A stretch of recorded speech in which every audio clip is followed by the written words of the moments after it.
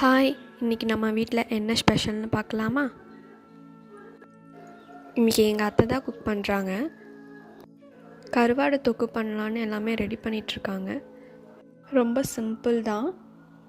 நார்மலாக தக்காளி வதக்கிற மாதிரி வெங்காயம், தக்காளி, வரமிளகா போட்டு வதக்கிட்டு லாஸ்ட்டாக கருவாடு போட்டு 5 மினிட்ஸ் வதக்கி எடுத்துட்டால் போதும்.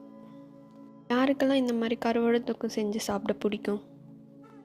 மேரேஜ் முன்னாடிலாம் நான் கருவாடுனாலே சாப்பிட மாட்டேன். ஆஃப்டர் மேரேஜ் இப்போ நான் இதெல்லாம் சாப்பிட்டு பழகிட்டேன். யாரெல்லாம் இந்த மாதிரி சின்ன சின்ன சேஞ்சஸ் பண்ணியிருக்கீங்க ஆஃப்டர் மேரேஜ்? கருவாடு வச்சு டிஃப்ரெண்ட்டாக குழம்பு செய்வாங்க. ஆனால் எனக்கு பிடிச்சது இந்த தக்காளி தொக்கு கருவாடு தான்.